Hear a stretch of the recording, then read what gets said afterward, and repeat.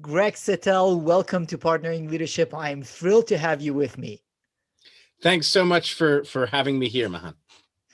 I have been living with Cascades and studying it, and it is an absolutely wonderful book teaching leaders how they can transform their organizations. And I truly believe that the crisis that we have faced provides an opportunity for leaders to lead their organizations through transformation. But before we get to your book and your insights, would love to know whereabouts you grew up and how your upbringing impacted the kind of person you have become, Greg. Well, I grew up in Philadelphia, and many would say that growing up in a place like Philadelphia, you end up leaving to go somewhere else. Although Philadelphia is a perfectly, actually a wonderfully pleasant place to live, it doesn't have that. It can be a rough place, and it doesn't have that reputation. So for some reason or other, I ended up spending 15 years of my adult life, roughly half my adult life. I'm 51 now, in the post-communist countries of Eastern Europe.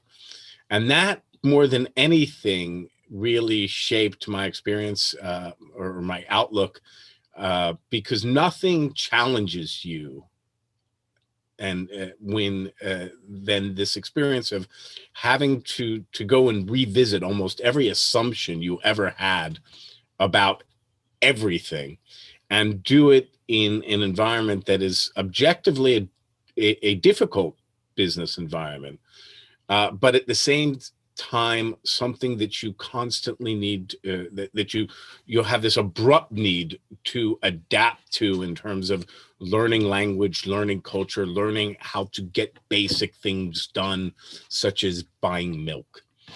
And then not only learning how to do that, but how to, within that environment, stand up a business, manage employees, and lead them into something worthwhile, that actually makes a difference for people. How did it change your perspective on change? Well, I think everything I experienced there, because when I got to Poland in the late 90s, it was like change as like time lapse photography. I mean, the entire, it seemed like every month it was a different place. You took something where a startup was, I mean, Coca-Cola was a startup, McDonald's was a startup, Caterpillar was a startup. And here was this huge country of 40 million people, and every multinational company in the world had to be there. So they'd send, and there was no like hotels really. There was only, or class A office space. So everybody sent their people to the Marriott for like 6 months. It was like the one really Western hotel, and uh, they would, sleep at the Marriott. Obviously, they would eat at the restaurants. They would get office space in the Regis Center there. They would work out in the gym, and they would go to the nightclub at night. And then pretty much everybody they wanted to do business with was doing the same thing. So the entire country was basically being transformed out of the lobby of the Marriott in the early days. So it was an amazing thing. But I would say that what really changed my entire perspective about change, and I talk about this in the book, was when I woke up on a Saturday morning in the fall of 2004. And I'll never forget it. I was in Kiev, and my fiance, who's not an early riser, I woke up to see that she was not only awake and out of bed, but uh, fully dressed and about to head out the door. So I asked her, "Where are you going?" And she said, "Oh, I'm going out to a demonstration." And I said, "But I thought you didn't care about politics." And she said, "Well, I didn't, but it's enough already, and we have to do something." And with that, she put this orange bandana around her neck, and she walked out. And it was like somebody somewhere flipped a switch, and the entire country had changed. And before you knew it, everybody we knew were going out to political demonstrations on a regular basis. This was unheard of behavior. And that's what led just a few months later to the events we now know as the Orange Revolution.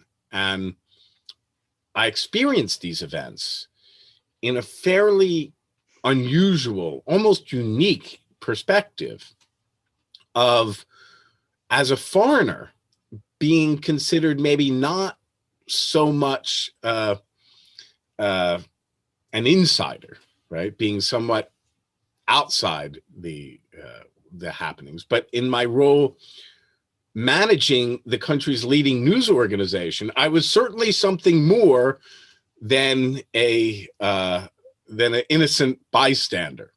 And what I remember most from those days is this incredible feeling of profound confusion.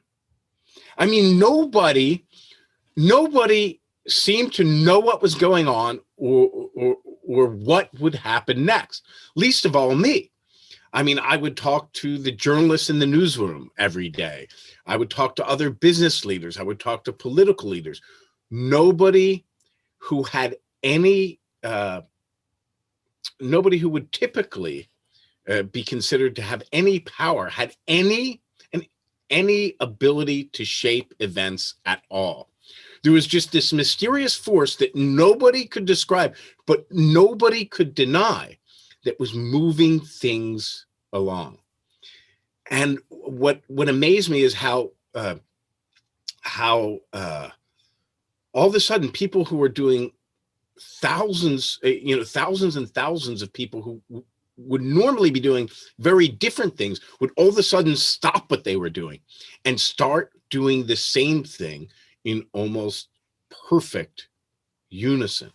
And it was an incredible thing. And I couldn't help thinking, I'd like to bottle that. We all would. Running it shows you how selfish I am. Here you have history being made, and I'm thinking, how can I make money off of this, right? But I think I've got thousands upon thousands of potential customers, all buying different things. What if I could get them to stop what they were buying and start buying the same thing, whatever it is I was selling them, all at once? And I had hundreds of employees, all very smart, very ambitious people, all with their own ideas. But how could I get them to embrace the one or two initiatives that I thought needed to be priorities? And I had no idea what the answer was, but that's what set me off on my 15-year-long journey that led to my book Cascades and the transformation and change practice we have today, working with organizations to use these principles to drive transformation in their organizations and in their industries. What a wonderful insight, Greg, from looking at a movement that was happening around you and learning lessons that organizations and leaders can take in making change happen and transformation happen in their organizations, which is also what you go more in depth into in your book. Now, you came up with the name Cascades. What is a cascade, and why does this transformation to you represent a cascade? So I just want to make one point of clarification, if I may. I didn't have that insight. And I think this is really important, and I hope I conveyed this in the book. I was as confused as anybody. I didn't have any great insight. There wasn't a flash. I guess what I did differently than pretty much anybody else with that same experience is I said, gee, this is something I'm really confused about. I'd really like to figure it out. And I think and this I would say I'm really proud about that I spent 15 years uh, working that problem out. But I had no epiphany, no insight. But 2 years later, the Orange Revolution started in 2004. In 2006, I found myself uh, in Silicon Valley taking a summer publishing course at Stanford University. Our business was a publishing business. And everybody in at this time was talking about social networks. This is when Facebook was just coming on and so on and so forth. And when we had a big digital business, we had about 40 to 50% of the digital ad revenues in the entire country. And I said, wow, that seems like it should be something important for me to know if I'm supposed to lead this business. And so I started researching network science. And what I found was, that's what led me to the work of people like Duncan Watts and Steve Strogatz and uh, Albert Laszlo Barbashi. And Duncan was kind enough to endorse the book as well, which was very nice of him. But what I found was an almost perfect mathematical representation for almost everything that happened during the Orange Revolution. Even that incident with my fiance, of course, now my wife, where all of a sudden it seemed like somebody flipped a switch or snapped their fingers and the world changed. There's a mathematical term for that. They call it a instantaneous phase transition. And network scientists had known about it all the way back, at least since the 50s and 60s, when there was something called a Erdős-Rényi model of networks. But through some breakthroughs that happened in the late 90s, we learned exactly how these what are called network cascades or viral cascades work.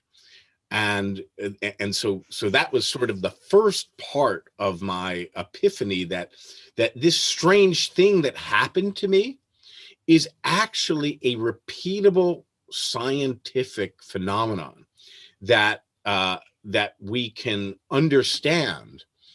And back then it was only theoretical. I said, well, if we know what this thing is, maybe we can channel it in the right way and make it work for us in much the same way that an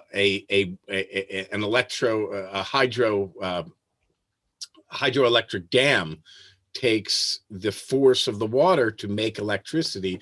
Maybe we could take this viral force and make it our own electricity to drive transformation and change. So as you looked at that and as you think about these instantaneous phase transitions, is that possible within organizations for leaders to generate that transition in their organizations? Yeah, it is, but everybody experiences it differently. I'll just give a very basic um, example of, and I give it in the book, but I think most people know this: the lolcats, the LOL cats, where this was, all of a sudden it seemed like everybody was sending around these lolcats, which were funny and everything like this. But it had been incubating for actually 18 months on 4chan.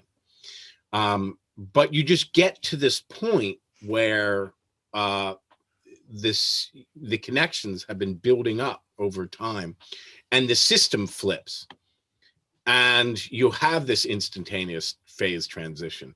So I think there's two things that that leaders can glean from this. From when you talk about viral activity, you need to be building towards that. It's all about network strategy and the connectivity in your organizations. And we do some work on how leaders can better network their organizations through a portfolio of strategies. And when I say networked organization, I don't mean a reorganization. I mean an informal overlay over your formal organization that helps you helps insert connectivity and adaptability. So that's the first thing, is that building out that connectivity within your organization, peer to peer, without abandoning hierarchy, by the way, but having this extra layer where people are able to reach out and collaborate and exchange information themselves. That's sort of the first part. And the second part in the book, I say it all starts with small groups, loosely connected, united by a shared purpose. So as leaders, our role is, when we want to drive transformation, is not to take on the entire organization at once by ourselves, no matter how much power we think we have, because as we all know, the inmates always run the asylum, right? Our power, it's if you're familiar with the Hobbesian paradox, you can only you can only enforce rules that most people would agree to anyway, right? So understanding that our power to enforce our will is limited, we want to find people who already are enthusiastic with this idea and empower those small groups, help them connect to others who are of like mind, empower them to succeed, and of course, imbue that effort with a shared purpose. And you mentioned that small groups loosely connected with shared purpose. I highlighted it. I put it up in my office. I look at it because I think understanding that unleashes the power within organizations and for leadership, and a big part of what our conversation will be also about. Now, you do emphasize shared purpose and shared values. How is the shared purpose that you talk about and the shared values different, that what almost every organization every couple of years goes through a process of coming up with their purpose statement and values? Well, I mean, that's a really, really big question. I um, so I think there's two things. There's a shared purpose, which is the mission of the enterprise, and that can change every couple of years. And I think you need to be very clear. And there's been lots and lots of work, actually, over the past 10 years or so, towards changing how we see that. There's the business roundtable's announcement of shareholder value, of course, and just generally, there's been great work by Rebecca Henderson out of Harvard, and she's got a great book out. So, like Rethinking Capitalism in a World on Fire, I think it's called. Colin Mayer has a great book called Prosperity, but there's a growing feeling that that capitalism has been too narrowly misconstrued as pertaining only to financial capital, where there's other types of capital. There's social capital, there's natural capital, there's all sorts of different types of capital.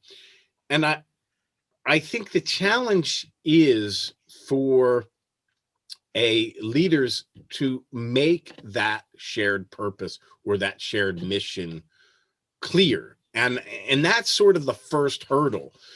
If you can't do that, you're not a leader, you're a manager, right? I mean, the goal, the purpose of a leader is no longer to plan and to plan and execute action, but to inspire and instill belief, right? To empower and inspire belief.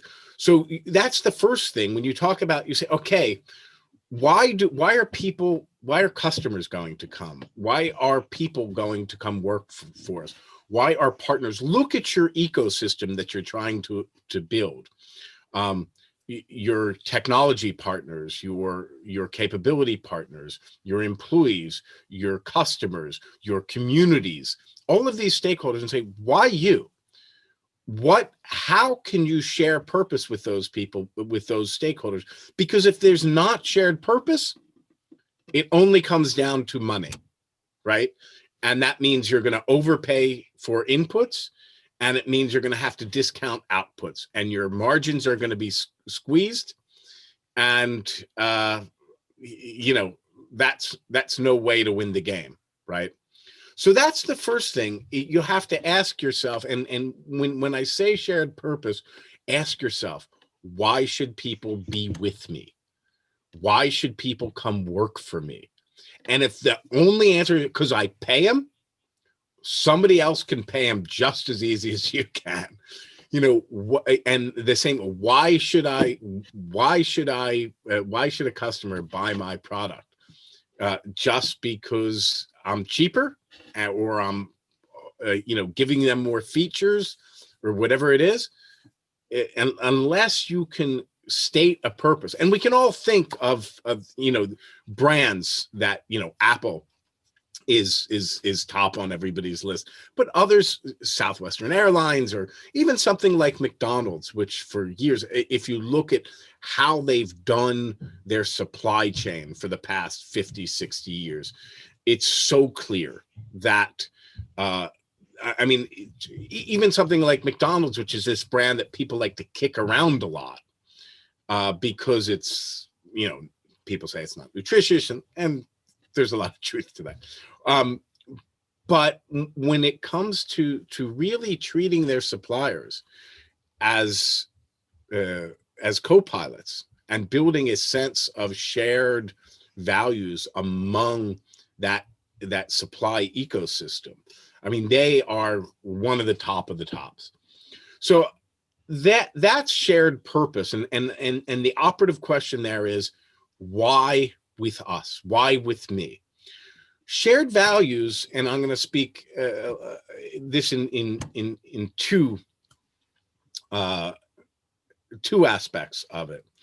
First of all, you need to define what is a value, and I think a great definition of a value is something that costs you something, but you're willing to take it on anyway.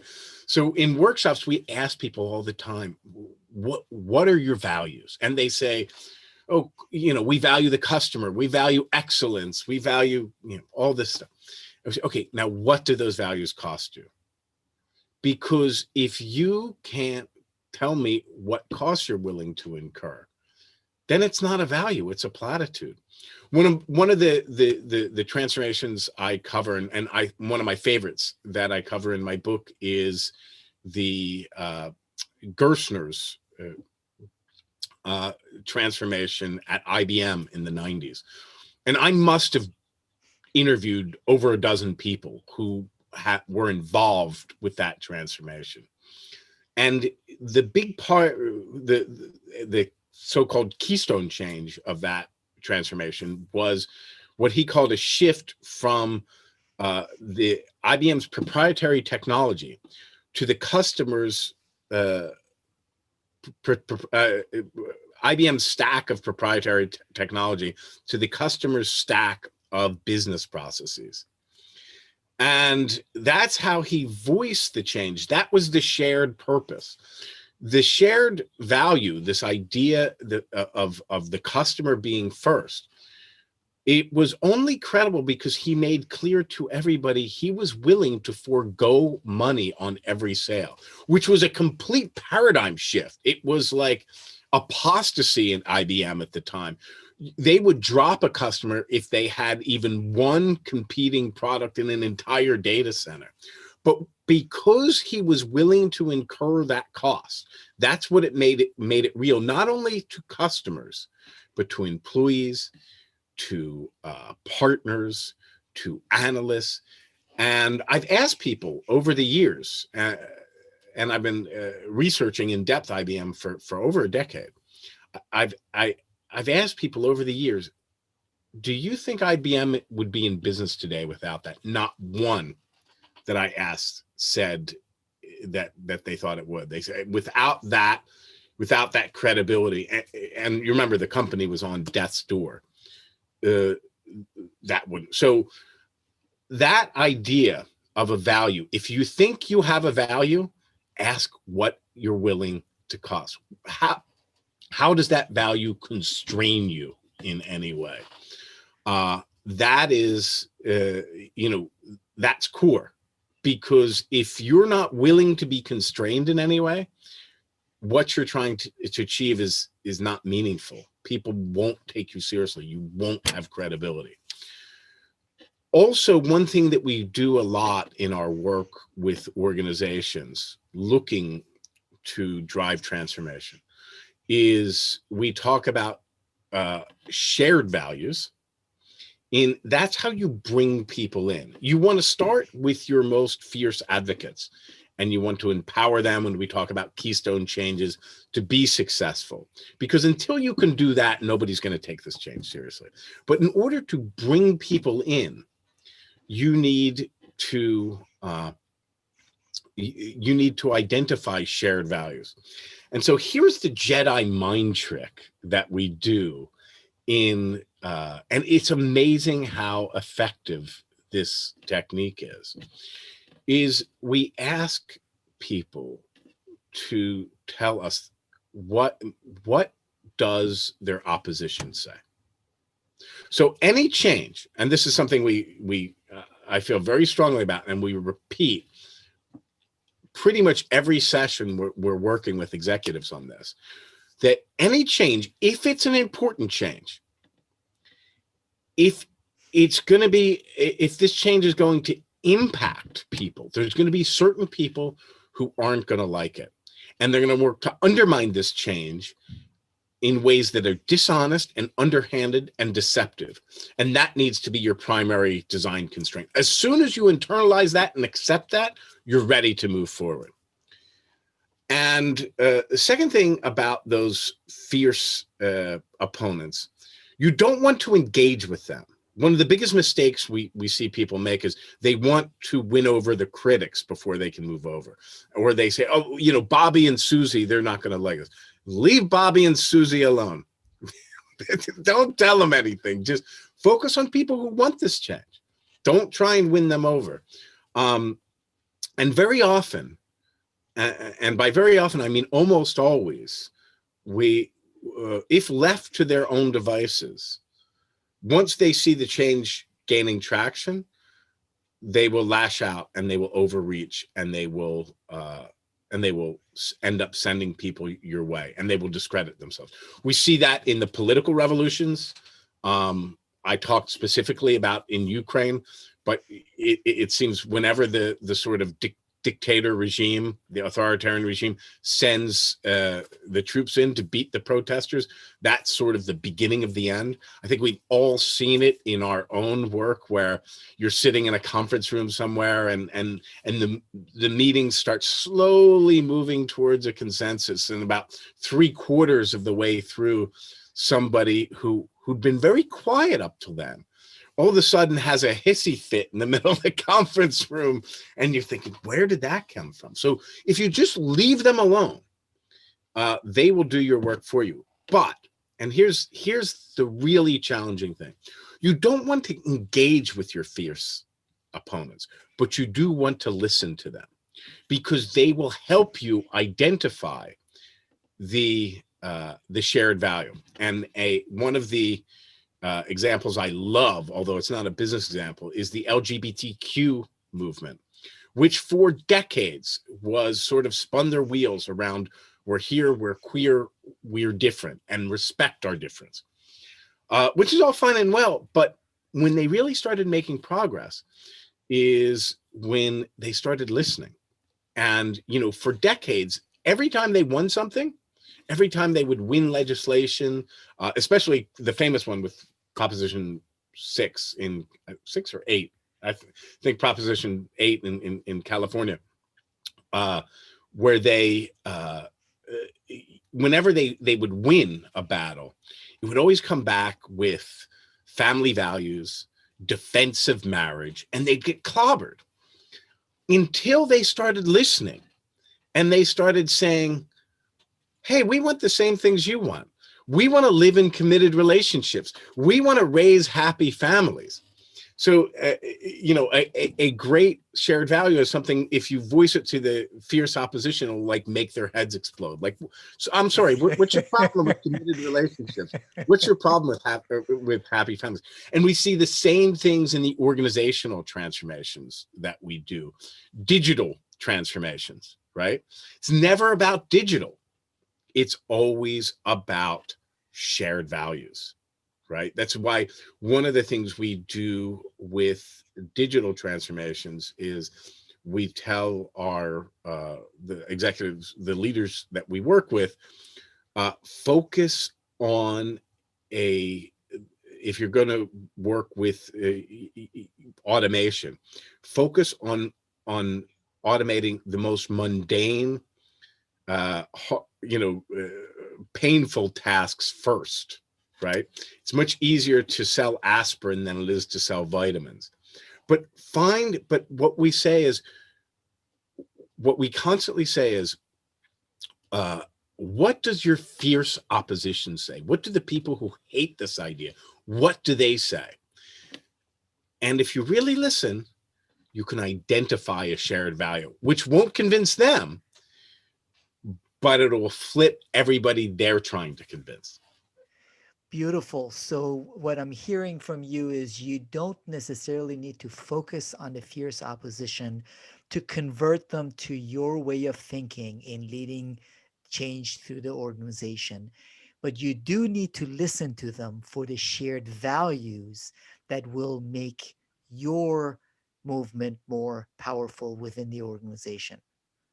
Right. I mean, there's certain people you're never going to convince. Look, there's some people in this country who still want to fight the Civil War. Why? I don't know. I don't need to know. I just need to know that it's true. I'm not going to convince them. If I can convince some of them, great. But that's not where I'm going to focus my efforts. What I'm going to focus my efforts on is making people who like this idea. How can I make them successful? How can I bring those people in under a context of shared values? And you can identify those shared values by listening to that fierce opposition. Those shared values are important and they keep coming out throughout your book, and you keep emphasizing it's only a value if it costs you something. And I think that statement by itself differentiates it from a lot of value statements and lists of values that I've seen organizations put up. You also mentioned that the idea of change has changed, which is why there is a greater need for focus on the people rather than the organization, the structure, and the assets of the organization. Yeah, it's a great point. And I think we need to go back to there's a great research that has come out. I only became aware of it over the past year. Um, but now it's funny. Once I saw it once, I'm seeing it more and more. But back in 1975, more than 80% of corporate assets were tangible assets. So things like factories and real estate and equipment. Um, so when we talked about change 40 years ago, or is that that's 45 years ago. We talked about change 40 or 45 years ago. We meant a change that was decided upon way up on high in the organization about some strategic asset, a new product line, a factory, equipment, whatever. And when the practice of change management arose in the early 80s, that's the kind of change it was designed to address. So it was basically a communication strategy to help bring the rest of the organization along with this decision that had been made. Now, the truth is, nobody could really do anything about that change. Nobody could resist that change. Short of chaining themselves to the bulldozer, or vandalizing the forklift that would bring this new equipment in, or whatever it was, there wasn't much they could do. There was certainly a value of helping them to understand it. I think the problem is that today we still live with that assumption that people, once they that change is a communication exercise, and you only need to get people to understand the change and they'll embrace it. In a political or social movement, it's quite clear. I mean, when I was standing on the Maidan worrying if I was going to get shot, this whole idea that people that might understand the change might would not accept it was quite clear. The people that might fiercely oppose this change was nothing we needed to be convinced of. But in an organizational context, it's often not as obvious. But today, here's how the whole practice of change has changed. Although in 1975, more than 80% of corporate assets were tangible assets. Today, that situation is flipped, and more than 80% of assets are intangible assets. So things like licenses and patents and know-how and processes. So usually, when we talk about change today, we're usually talking about a change in people's mental models, in their behavior, in the actions they take every day, in the way they talk about things. And people are perfectly capable and extremely adept at resisting that. So unless we change our model of change, we're not going to be able to move forward. And if you look at the statistics on this, 3/4 of organizational transformations do not succeed. And that's obviously something we need to improve. Which is why your book is critical in this case, Greg.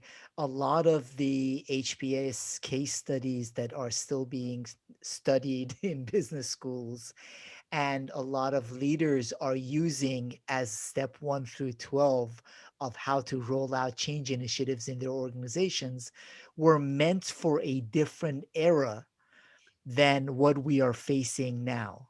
Right. And the first step is always to create a sense of urgency around change and to have a mass communication, which, if you think about it, those people who hate change and want to undermine it in ways that are dishonest, underhanded, and deceptive, that big, massive rollout, that, start with a bang approach, that, create a burning platform, that just alerts those people that they better get a head start on undermining you, or else the change might already happen.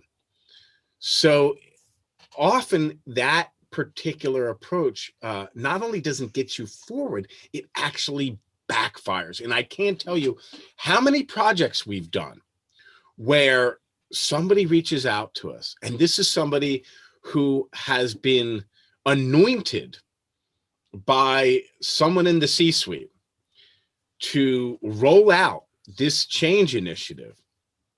And this person has been tapped, and it's a signal that this is a young man or a young woman who's going somewhere, right? They've been tapped to lead this change initiative. What they don't see is half a dozen or a dozen others sort of turning their back and say, "That poor bastard." And 6 months later, where they're told, "You have budget, you have executive sponsorship, we back you fully on this change, go forth, and we've got your back." And then 6 months later, when things are starting not to go so well, and things start to sort of run down and run amok, and that those people who are actively undermining have been sabotaging this person for 6 months, which they didn't see coming, because they thought, that everybody, that the powers that be had their back.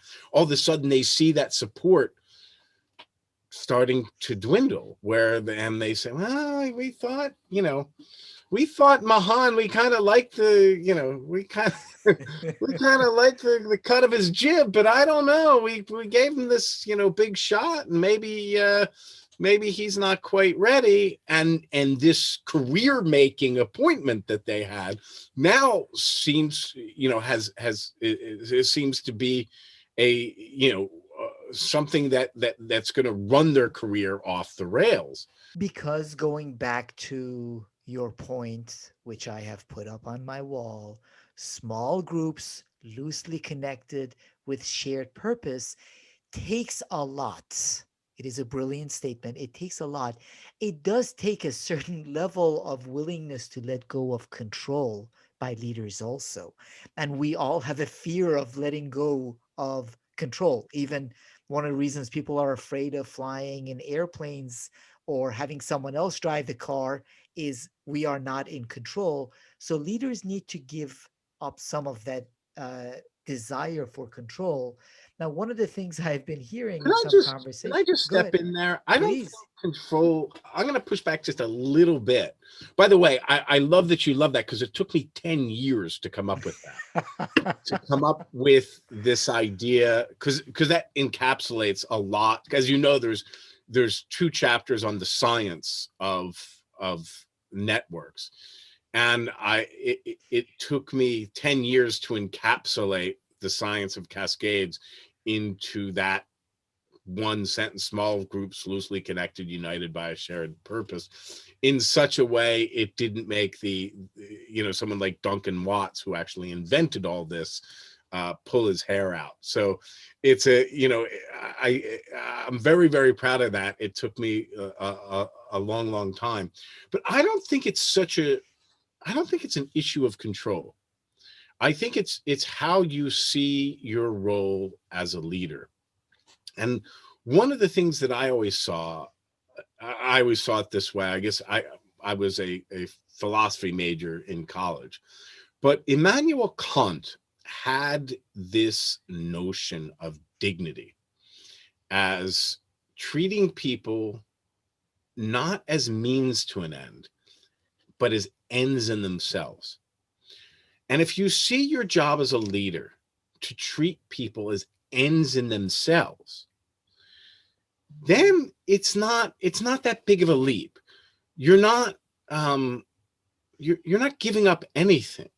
You're empowering people to succeed on their own terms. Sometimes that means that they have to leave your organization, and sometimes that's willingly, and sometimes it's not willingly. But I think in the past, management has been too much about getting people to do what you want. Where I always felt that you're much better off finding people or identifying people who want what you want. If they want what you want, you don't need to control them. They will do what you want because that's what they want. And I love that, Greg. So let me ask you about the conversation we had a couple of weeks ago around the same topic. And a couple of leaders were mentioning everything from reputational risk to other risks to the organization in thinking more as a cascade with respect to small groups, with respect to individuals having more autonomy. How do you handle that? Okay, so I'm going to shamelessly steal something here. I'd like to say it's my own thought. But I think Stan McChrystal, General McChrystal, I think he's got the best take on this.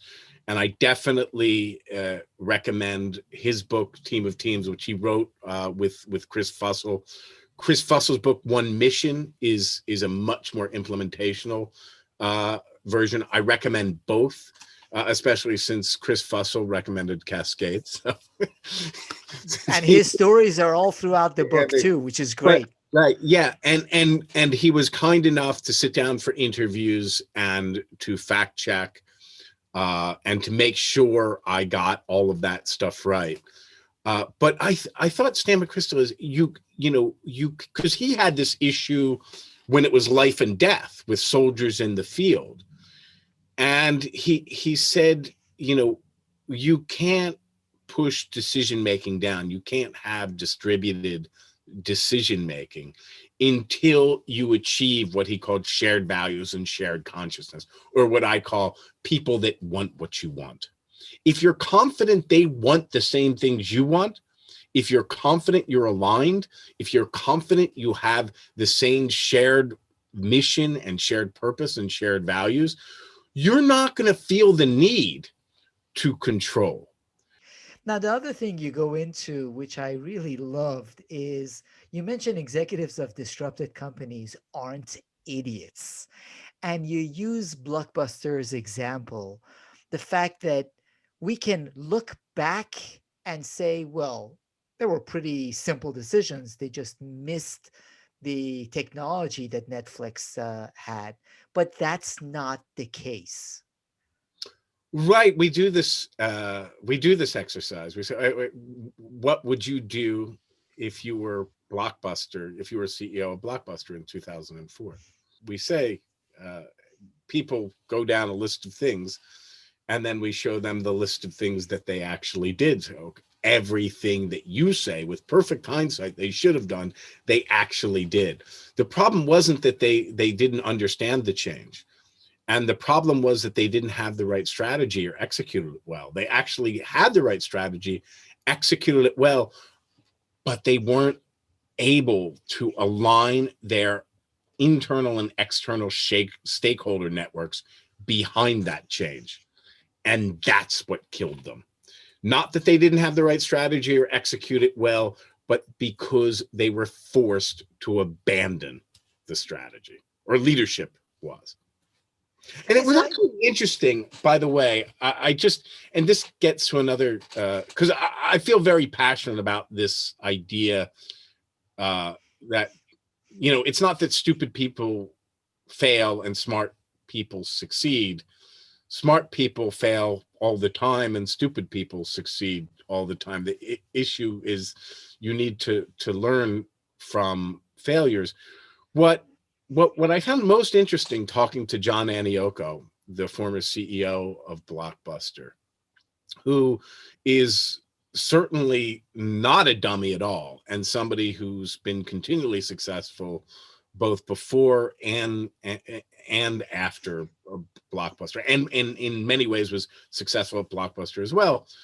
Um, and I asked him, you know, why he missed those signals, that he did miss, and he said, you know what? He said, I'd learned throughout my career that whenever you're doing something difficult or hard or different, that there's going to be naysayers. And what I learned is you just have to press on and your push through. And that's what he did at Blockbuster. And the thing was, he was right. He had the right strategy. He executed it well. But because he had been successful pushing through in the past, he tried to push through in this instance when the array of forces were aligned against him. And he ended up leaving the company, and then the strategy was reversed, and then it ended how we know it ended. But the way he said it, and he said it in such a thoughtful way, that I thought it was very meaningful. Now I wonder, with respect to Blockbuster, Greg, having been part of a franchise network and understanding that part of Blockbuster's challenge was that the interests of the people that owned those little Blockbuster stores was very different from the interest of Blockbuster corporate and the streaming revenues and how those would be divided up.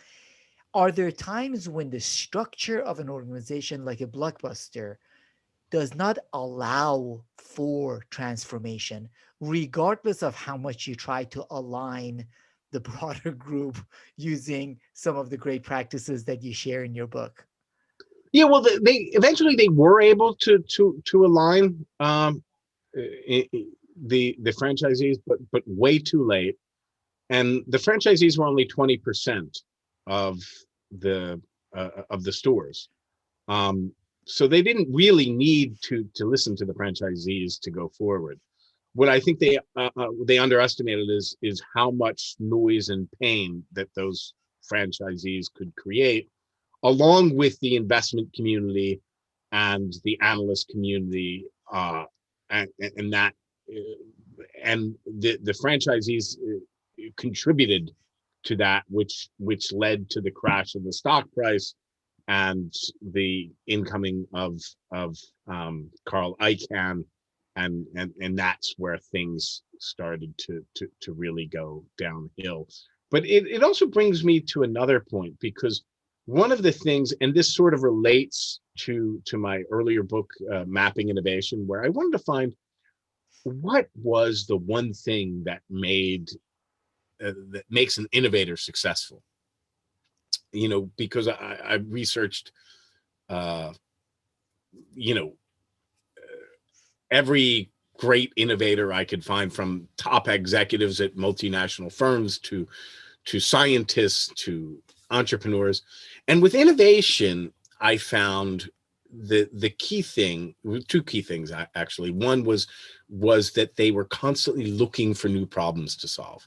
That all of them had different ways of solving problems, but that activity of constantly looking for new problems to solve. Because when they identified a problem, if they if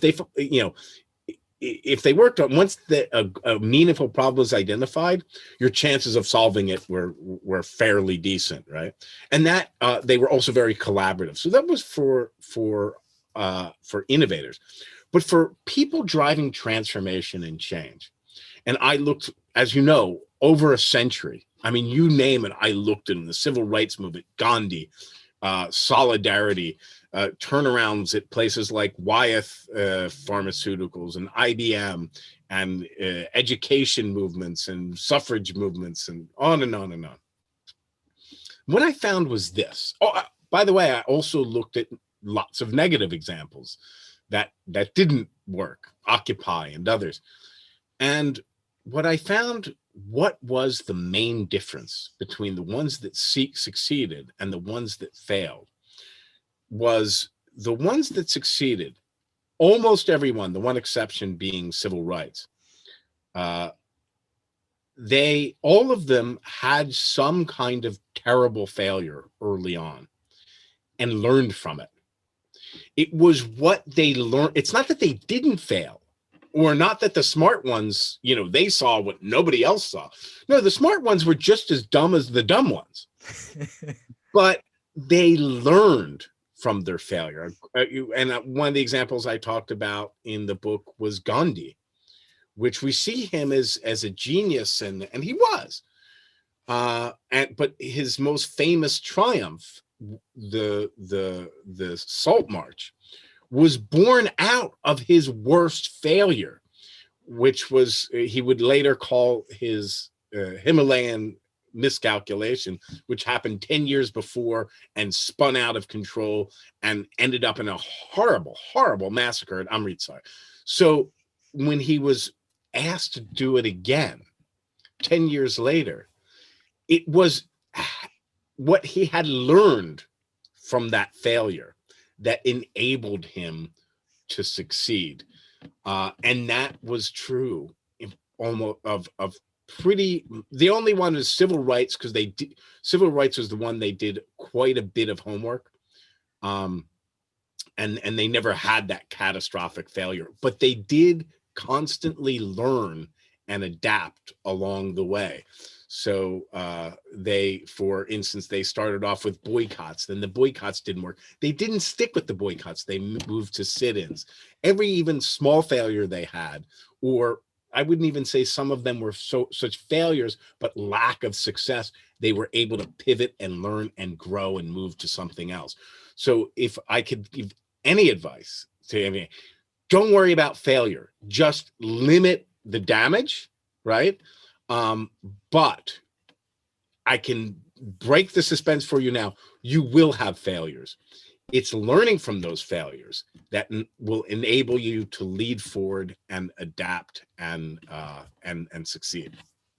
And that is what we all need to do with our organizations, most especially now with your 10 principles of transformational change. The last one is transformation is always a journey, never a particular destination, which is why we need to lead our organizations for constant transformation. And your book, Cascades, serves as a great blueprint for how to lead organizations in transformation.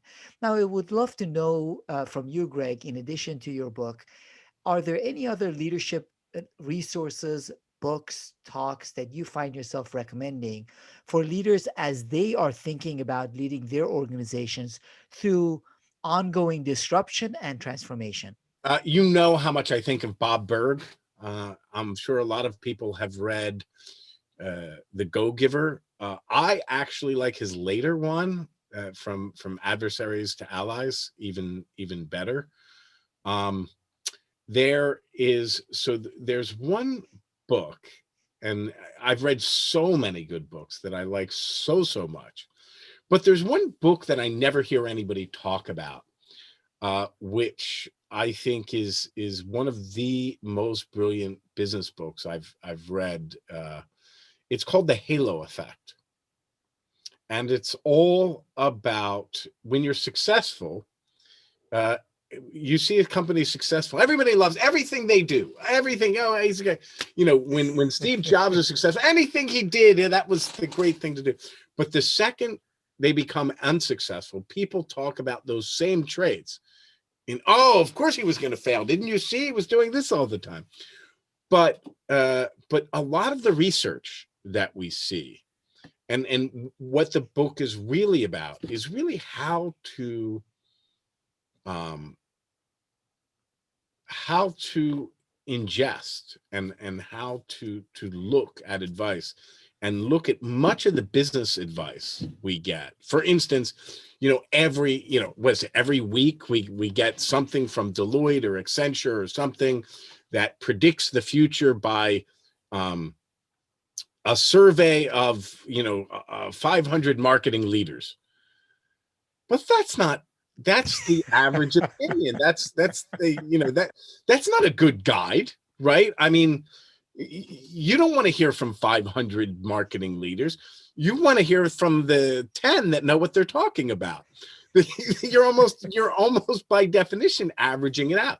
Another great one, one that's often, and he points to a lot of these, but survivorship bias is a huge one. How many books have you seen that say, oh well, we analyzed companies that took this strategy, and we found that they were 300% more, um, more successful. You say, wow, that's really impressive. But if you think about it, usually there's a survivorship bias, that people say, oh, but we see people who take bigger risks, they're much more successful, right? Because you're not counting the other 90% who went out of business because they followed the stupid strategy, and the 10%, yeah, they were really successful, but on average it's a pretty crappy strategy. Um, but uh, but this book, The Halo Effect, brings takes so many of those things that we see typically, and we're told to accept as truth, and tells you why you better think twice. Those are great recommendations, and I appreciate it. I'm familiar with the term halo effect. I've not read the book. Look forward to reading it. Now, in addition to the links we will put in the show notes, how would you suggest for the audience to find out more about your book, your resources, and you, Greg? Well, I have two websites, gregsatell.com and digitaltonto.com. But I would also encourage you to connect with me on LinkedIn. And now, as I know you are, I'm on Clubhouse, and I'm hosting rooms there. So anybody who's on Clubhouse, and if you're not, hopefully you soon will be, you can connect to me there. And I'm hosting rooms every week. And you can join me for the discussion. Just uh, uh, raise your hand and we'll bring you up on stage. I know I will join you at Clubhouse. I've listened to many of your conversations and episodes, Greg. Have really enjoyed the book. It's very thought provoking, very well researched. You have put 15 years of your life into it. But I truly believe that leaders that read it, try to understand it, will be able to lead their organizations through transformation. And I truly appreciate the time you spent with me and our audience in this conversation, Greg. Thank you very much, Greg Satell.